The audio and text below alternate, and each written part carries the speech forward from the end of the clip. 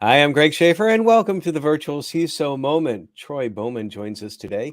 He is an information security analyst with Costco Wholesale. Troy, thank you so much for joining us today. Yeah, happy to be here. Thank you.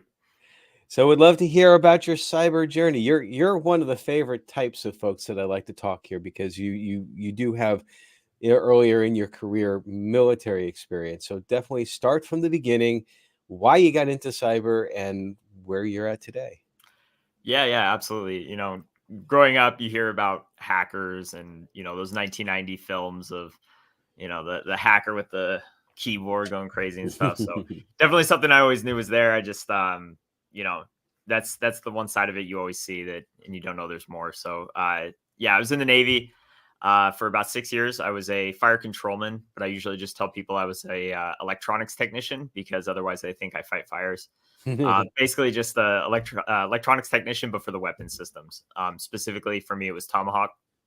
So it was a lot of, hardware troubleshooting, software troubleshooting, system administrator work, security manager stuff of that nature. And it really played into the industry in the sense of security of documents, right? So you're dealing with top secret documents, strike packages, things like that. So Now, uh, I got to stop and just you mentioned Tomahawk missiles. They've been around a long time, so I they have. imagine that there've been like a lot of upgrades. I mean, very thankful for the Tomahawk when I was in Desert Storm because that was one of the things that helped to convince Saddam Hussein that maybe this wasn't such a good idea. Rather, Yeah. so same basic missile, but basically a lot of more updates with regards to software and internal workings and all that. I take it.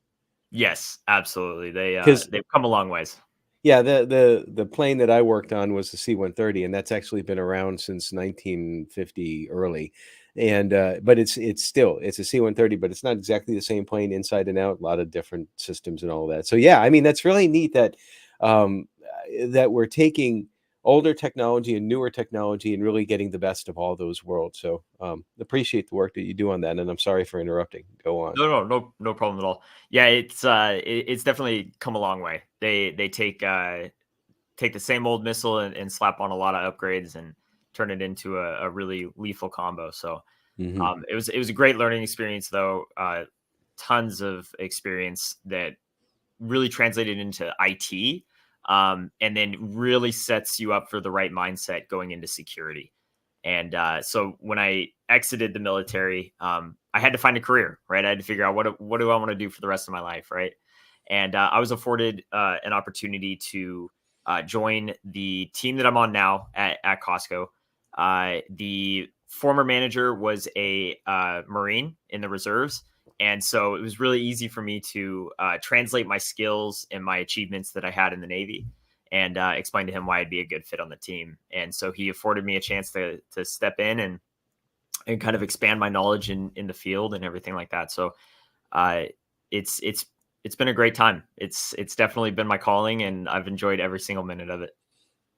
So the concept of transferable skills from military to civilian world uh, definitely comes into play. I've mentioned this in the podcast before, and we talked about it before starting the recording. That's actually how I got in when I was in the reserves for the Air Force and working on C-130s. The person who interviewed me at the local computing or the university's computing center, he was a drill instructor when he was in the Marines. And yeah, I mean, he had obviously since separated, but he said that, if you can follow a technical order to fix aircraft, you can definitely learn this networking stuff. So I think the reason why I bring that up is that I think that folks that are transitioning from the military to information security and information technology, that they're not really sure exactly how to leverage that. But it sounds like, Troy, that you definitely did go down that path of leveraging what you learned in the Navy. What's one bit of advice that, from your experience of doing that, that can really help some other vets that are trying to transition right now into cyber? Yeah. I would say that definitely try to take all the terminology that is used in the military and try to find real world equivalents. Mhm. You can talk about what you did all day long till you're blue in the face in the military, right? But no one's going to understand the acronyms or the job titles that you had or the things that you did.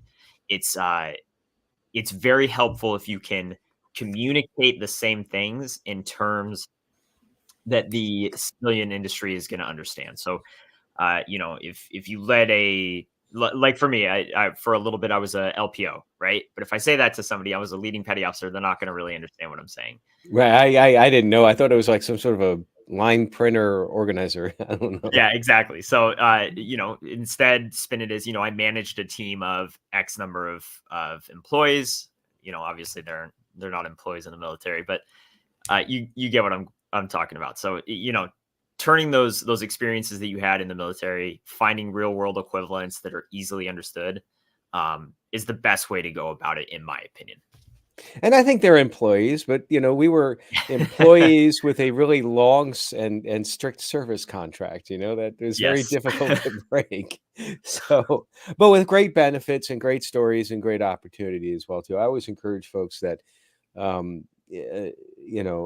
joining the military. Well, first of all, do it for the right reasons. You definitely want to serve your country first and foremost. Don't do it for the benefits or for. I mean, those are ancillary things. But you can learn in so many things, both within a technical field and also just basically how to get along with people, how to work as a team. That's one of the things also that I will emphasize about military folks. It's like they understand how to work as a team because that's the whole point of it. There's no one solo person there. So a very, excuse me, very interesting path and into Costco. From your perspective right now, being somewhat early in your career still, what would you think would be one of the more significant threats to small and mid-sized businesses today? Yeah. So I think that one thing that is kind of underrated and definitely known but underrated is the level of phishing attacks that small businesses will see. Mhm. Um, it's not like you're a small business or a medium sized business and that why would I be a target? I don't have the value that a large enterprise would have, and it's just not the case. The small medium sized businesses see a very large influx of these phishing emails, maybe spam text, spam calls targeting certain individuals of a company, trying to leverage that mindset of, I'm not a target, and then pushing their way into their infrastructure, into their network, what have you. How do you think that we hear an awful lot about generative AI today, and how that it's being applied to those sorts of social engineering? What do you see as like a risk there? Yeah, man, the AI space is just exploding, and it's becoming more and more, you know, available to individuals out there. It's it's going to make it very difficult to discern between a phishing attack and a legitimate email. It's going to build, these packages, you could say, that are going to be very targeted, very very trustworthy looking. Hmm. It's going to be much easier for somebody to make a mistake of clicking on that link or thinking that email is legitimate and responding with, you know, the what it's asking for. Um, it's going to be even more difficult for trainings to kind of fall in line with that as well, right? It's going to be more difficult to train employees on what to look for because those things to look for can be then taken out of the very easily the emails and the phishing attacks by these AI units. So it's it's going to become more difficult to train against, and it's also going to become easier for the attackers to then perform those phishing attacks. And you brought up an excellent point about training. We have historically, in information security, we one of the pieces of advice that we give people, it's like, well, just look at the email, and usually if there's some grammar issues or spelling issues and all that, it's like, oh, it's fake. That's all you need to look for the most part.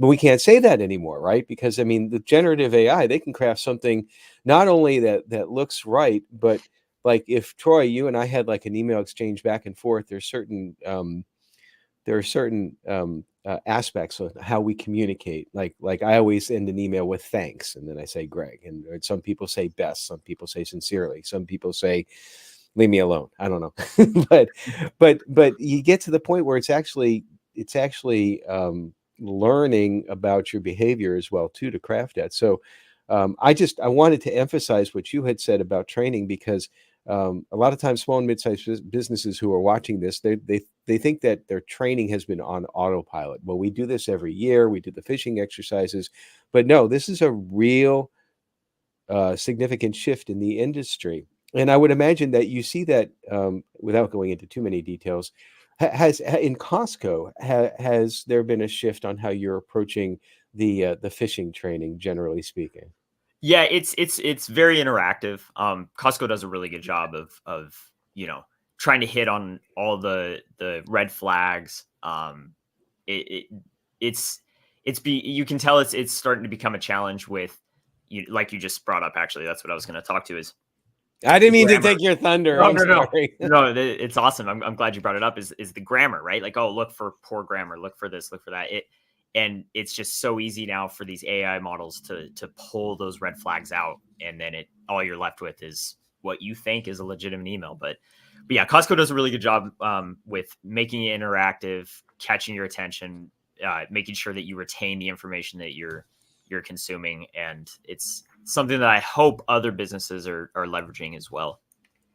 So you've been now with Costco for a little bit more than just about 4 years, it looks like. And I love talking with folks. It's one of the things I do here on the virtual CISO moment, is that I'll talk with folks that are just starting out for the most part, and folks that have been doing this who are fossils like me, who can count it by decades and not years. But I have found by doing this that I get a much better perspective from folks that are fresh in the industry. And 4 years is still somewhat fresh. Not You haven't probably gotten terribly jaded like I am sometimes, but from your experience, the last 4 years of being an analyst for Costco, what's like some of the pros that have really stuck out over the time that you really enjoy, like on a day to day basis? Yeah.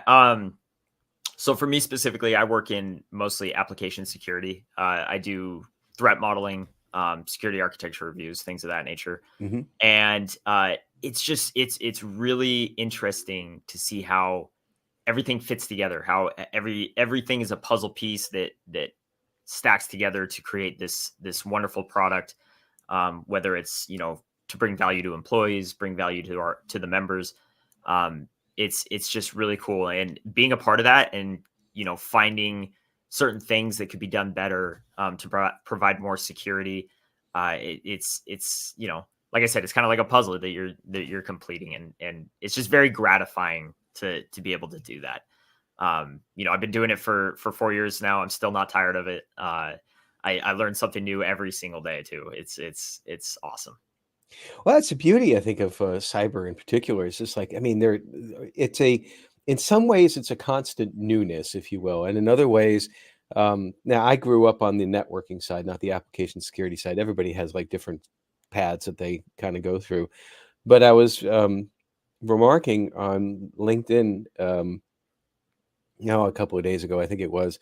I was trying to troubleshoot a virtual machine. I think it was Friday last week here in my office, and was using Wireshark for it. And that's probably not something that you've worked with, because it's not an app security thing; it's a network security thing. But the point is that Wireshark is just basically the same version of a software and platform for sniffing networks that I first started to do back 30 years ago. And so there's a lot of things that change, but there are a lot of things that fundamentally remain the same.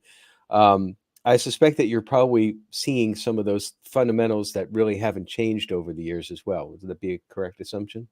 Yeah, yeah, you definitely, you hit the big topics that every application, every, service system needs. So anywhere from authentication, just basic authentication needs, whether it's LDAP, whether it's SAML, OAuth, you're making sure that it's in place and it's running properly, right? Encryption of data in transit, encryption of data at rest. Although the algorithms get more complicated, it's still a necessity. And I'm sure as quantum computing becomes more readily available and things of that nature, encryption will evolve again into something more 100 times more complex. So you definitely, as new as things gets, as the nuance and continues to evolve, you still have those core functions that you have to make sure are implanted into everything that you do.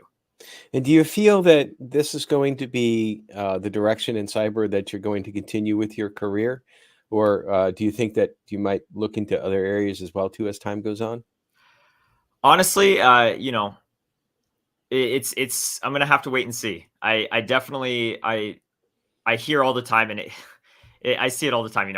You need to find a niche. You need to drill down into that niche, and that's all you do, and it just become really really good at that. And it's as valuable as I see that being. I also don't like limiting my learning to one thing, and so if I continue down the path of application security with threat modeling or what have you, I wouldn't be upset with that. But if other opportunities present themselves, um, maybe there's something else that catches my eye, and I want to go chase that down. Whether it's like networking, network security, and things of that nature, or maybe more along the lines of like vulnerability management and things of that nature. So time will tell, but I'm definitely happy with where I'm at right now too. Well, that's good. And yeah, I always like to bring that up with folks to keep an open mind about different areas as well too.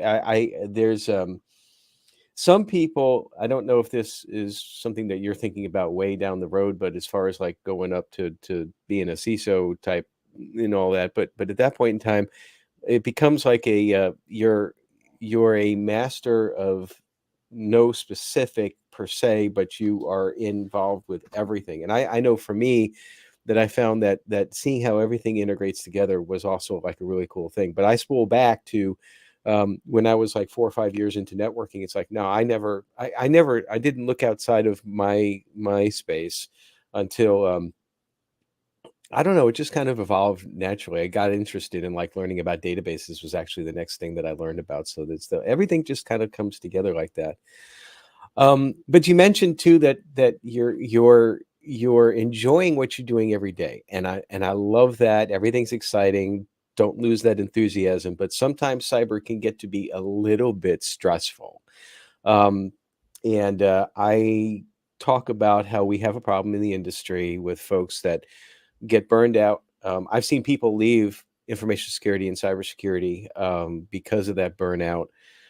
When it's unfortunate, I think that they might have been able to do something prior to it to manage that stress. But regardless, it is a more of a serious issue now than in my 30 plus years being in the business. What's one of the things that you do to decompress from stress, or do you love your job so much that right now you don't have stress? Oh man, well, I have two kids and a wife and stuff, so family definitely is really important to me. Um, so we try to take time with one thing that we actually do. So my wife loves to paint rocks, so like different caricatures on them and stuff like that. So me and the kids will we'll paint the rocks and then we'll go hide them in a trail. So we'll go hiking in some park or trail or something like that and hide the rocks for people to find, and then they post them, and it's really cool for the kids to get So to see that. so other people find the rocks, and then you have some sort of an identifier on the rock saying Yeah, post it to this website or it's something like yeah, it's a Facebook page specifically for it, and then people will post that? to that saying, "Oh, look, I found this one," and then the kids will see, "Oh my gosh, that's the one that I painted," and they have it. That's awesome. So they I love l it. I think it's really I cool. love that. It's I always ask that question, and that is probably the more unique, most unique one that I've heard. So, I mean, the general is working with the kids. I get that, and living and doing everything with the kids. But the painting of the rocks and having a Facebook page associated with it, and I can just imagine the joy when your children see another one come up like that on the Yeah. page. Yeah, and it's not our Facebook page. It's like there's a lot of people that do it. It's a general one so it's not unique to us, but yes, it is definitely. I had never heard about it until I think last year or so. And if you don't mind, if it's okay, what's the name of the Facebook page that this movement that I've never heard of either? If I think it's something along the lines of painted rocks or rock painting or something like that, and then generally you'll see like a location tag to the front of the title. So I think if you go on Facebook and just look up rock painting or painted rocks or something along the lines, you'll find one for your area for sure. Well, I appreciate the fact that you have now caused me to potentially waste at least an hour today because I'm probably going to do that. I love the idea, and I think that that's great. So outside of painting more rocks, I think that and hiding rocks. What future plans do you have coming down Yeah, in the pipe? so I definitely want to continue to grow, right? I want to, learn as much as I can. I want to get more involved in security, in wherever I can, find a fill for that. I'm hoping to one day, run my own business. In this economy and stuff, it's tough, but it's been always been a dream of mine. So hopefully within the next year or so, I'm looking to potentially launch a consulting firm, specifically in cybersecurity, and start that chapter of my life. But a lot of planning that goes into that, and I want to make sure that I'm most prepared and can continue to fulfill any needs I have or any requirements I have in the current work I do. So Are you are you talking about a consultant company that would work in application security, or maybe going beyond that? yeah, I think we, what I'm hoping is that we can be somewhat general in our approach, kind of fulfilling the needs of whatever the small or medium sized business need, has. Definitely, one of our flagship products would probably be threat modeling, application security, things of that nature. But I deal with a lot in the work I do now, and I have a pretty vast experience and knowledge. So whatever the customers would need, I think I'd be able to, eventually be able to fill. So, but yeah, application security would be what we'd be most skilled at, most prepared for. And what would you think from this perspective right now? What one of the challenges of starting a small business would be? Your own consulting business. I'm curious from your perspective, and then I'm going to layer in some of the things that I faced, and Yeah. and we'll go from there. Yeah. Everything's getting more expensive nowadays. This is true. Especially with kids, it's tough to find the funds you need to be able to run marketing campaigns or, open up certain tools if you need tooling for one thing or tooling for another. Luckily, there's a lot of open source things. I think with enough bootstrapping, you can get around those hurdles. Mhm. But definitely just, finding the funds and the time to be able to pursue that. Yeah, the funds and the time, and they kind of like dovetail a little bit where it's like, if you're going to use, well, I'll give an example of scanning software, Greenbone, which uses OpenVAS. Um, I was resistant to go down the path of paying for a service at the time. I'm like, well, let me try to figure out how to run that myself. And Linux is another one of those things that I talked about beforehand that has been around forever. And at least from the beginning of when I first started was when I compiled my first Linux kernel. And yet, still, it's like the basis for so much of what we do. One of the machines behind me, in fact, underneath the on air sign, is a Greenbone OpenVAS scanner. So I had to relearn all of the ideas of routing and making everything work the way it should within Ubuntu and all that.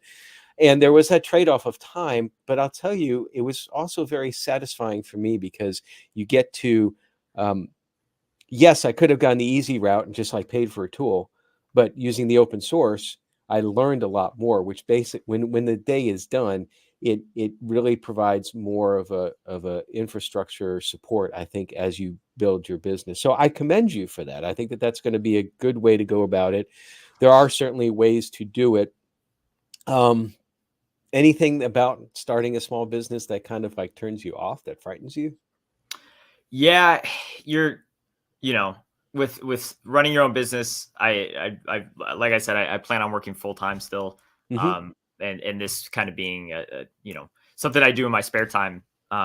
So if I ever did make the transition of doing that full time, you're relying 100% on yourself for all of your income. You're relying 100% on yourself for healthcare and health coverage, and it's when you got kids and a family, it's definitely a very scary thing to think about.